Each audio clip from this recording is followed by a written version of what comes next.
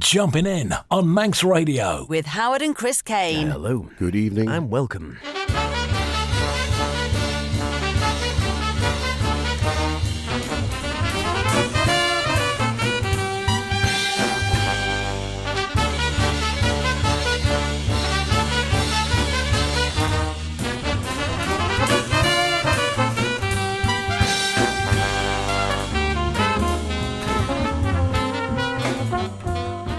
And welcome along once again to Jumpin' In here on Manx Radio on a Saturday night. And something a little bit different, a rapid change in programming for us after hearing of the very sad news of the death of one of the great titans of modern jazz, the wonderful Wayne Shorter. Yes, Wayne. Often the word legend is bandied around in music circles far too often, but Wayne truly was one. We're just going to give our little tribute over the next hour or so. We could have filled an entire year's full of programmes from his fantastic catalogue. One thing he certainly left was his footprints.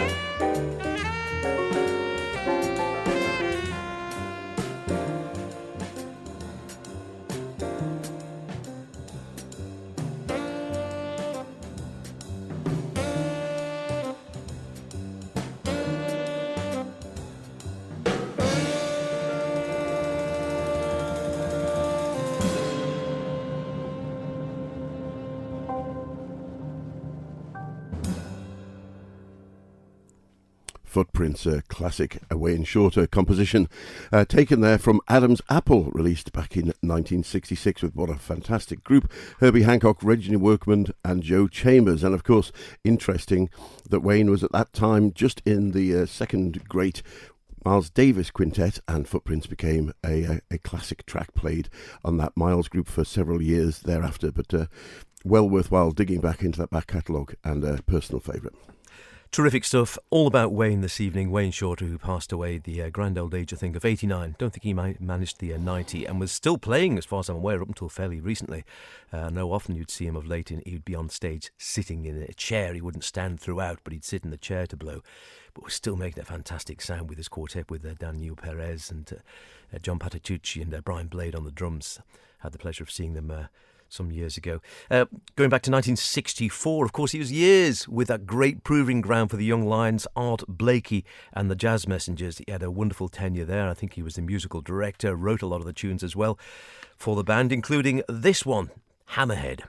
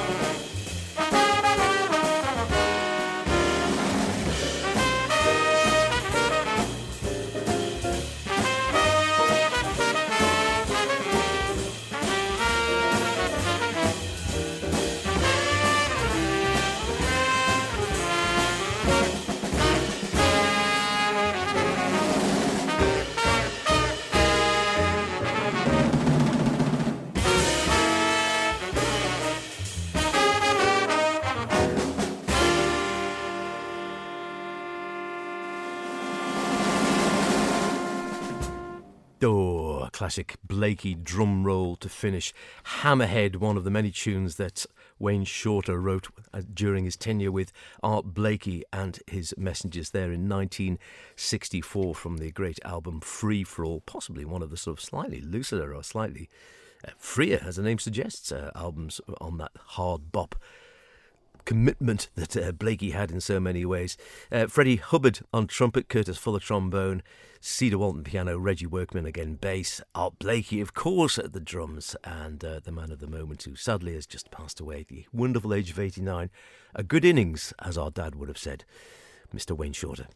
To carry on doing what you like and doing it well throughout your life, and throughout where many people will be happy to sit at home with a book or in front of a television, can only be lauded as the way to go, can't it really? And what a fantastic legacy. And by, as you've already heard in the first three tracks, within a case of around about 10 years, he's had been with a great band with Art Blakey, he's been with Miles Davis and a fantastic quartet of his own. You're ahead of us. We've only had two tracks, I think. We have only had two tracks, but there's three bands that we've mentioned already. And where did he go next? Well, from 1970 through to 1986.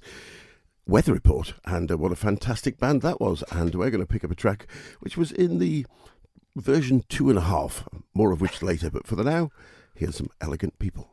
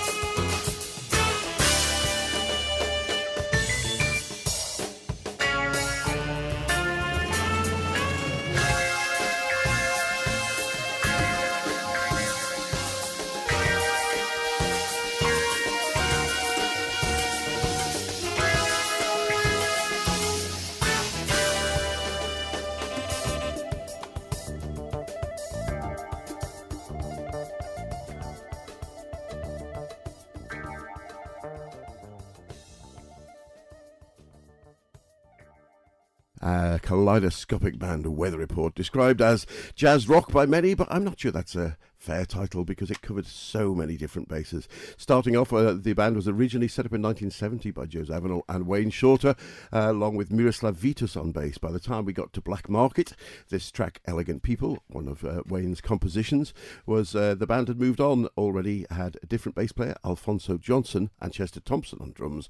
And on Black Market, Alfonso was joined by the new upstart Jaco Pastorius on bass, which took the band in a further direction. But lovely stuff. Lovely stuff indeed. And yeah, I mean, talk about being in some of the best bands of all time. Weather Report, hugely successful, massive crossover band, attracting all sorts of audiences, playing huge sellout halls and venues to people who weren't really jazzers, weren't really rockers. They just had this whole sort of new, as you say, jazz rock sort of vibe going on, which crossed into, yeah, all sorts of spheres. I'm going back a bit before that, but when he was another band which again was dominating the jazz world, the second great Miles Davis quintet, Miles on trumpet, Wayne on tenor, Herbie piano, Ron Carter bass, Tony Williams drums. This is Orbits.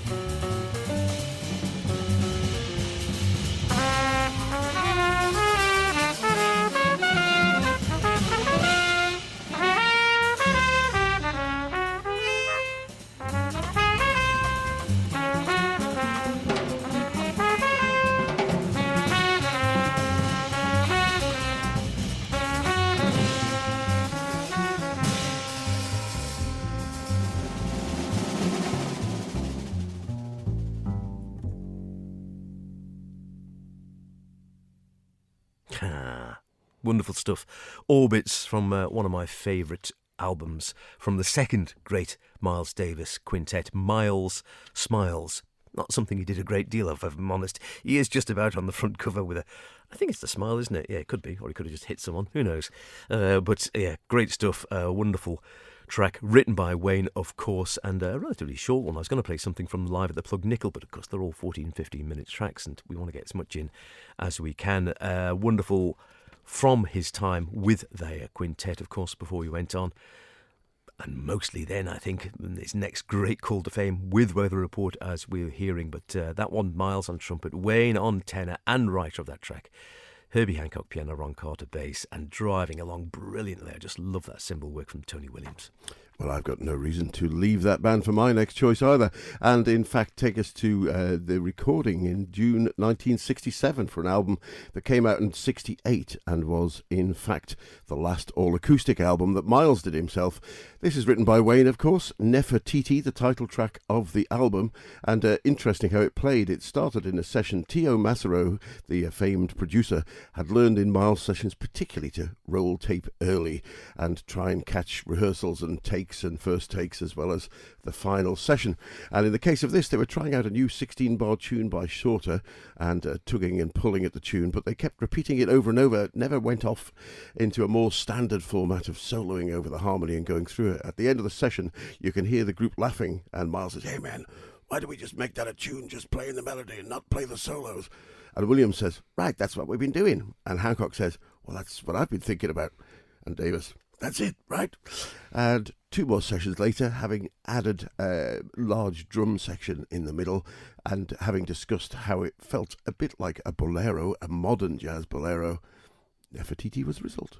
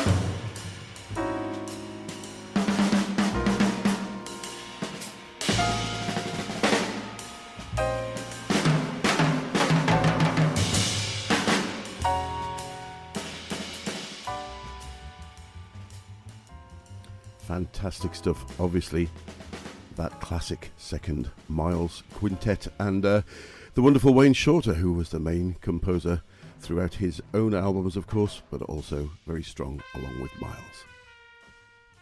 Terrific stuff. It is Jumping In, Chris and H with you, celebrating the man, the life, the music that was Wayne Shorter. Have you ever heard him interviewed? He seemed to be on a slightly different level somehow, in a very nice way, but on a different level in any case. Maybe that's the way your mind works when you're that talented, I don't know. As well as his brilliant bands with, of course, his own quartet, with the Miles Davis Quintet we've been hearing, with Weather Report, guested with all sorts of other people, none more effective than my mind. I loved this one for ages. It was a live concert with Michel Petrucciani on piano, Jim Hall on guitar, really intimate little trio setting in a live concert. I think it was at Montreux from memory off the top of my head. And the album was called Power of Three on Blue Note, and this is a Wayne Shorter track, Limbo.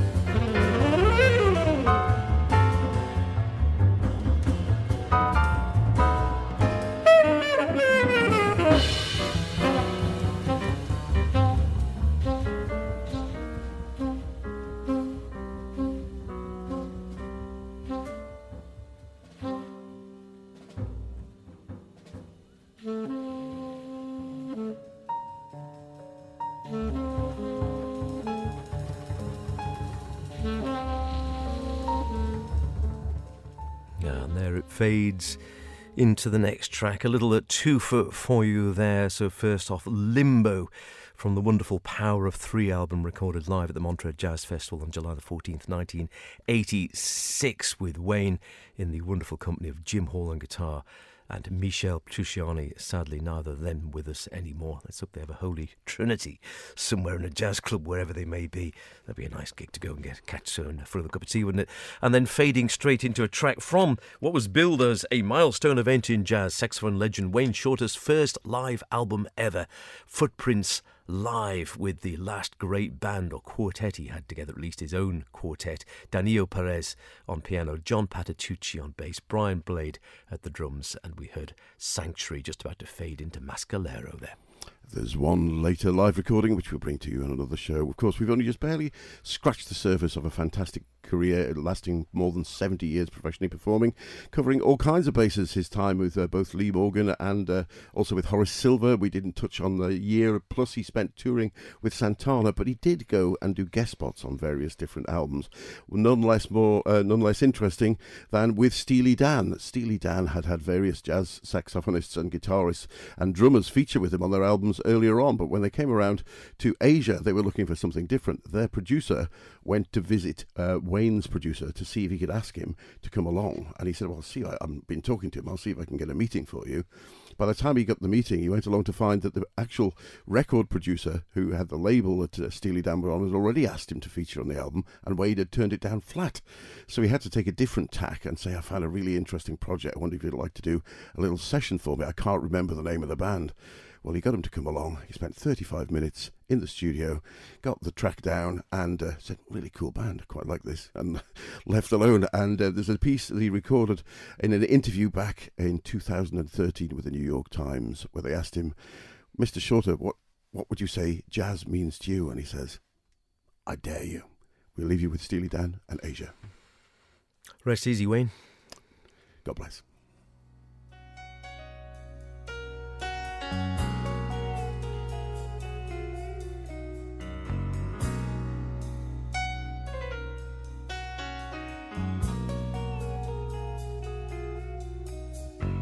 Up on the hill, people never stand. They just don't care.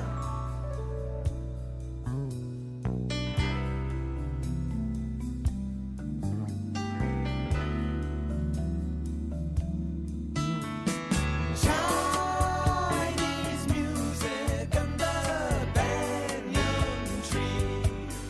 Here at the Dude Ranch above the sea. Asia, when all my dime dancing is through, I run to you.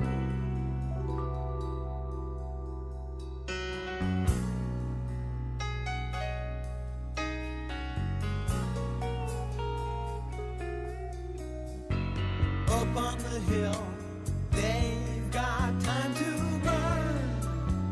There's no return.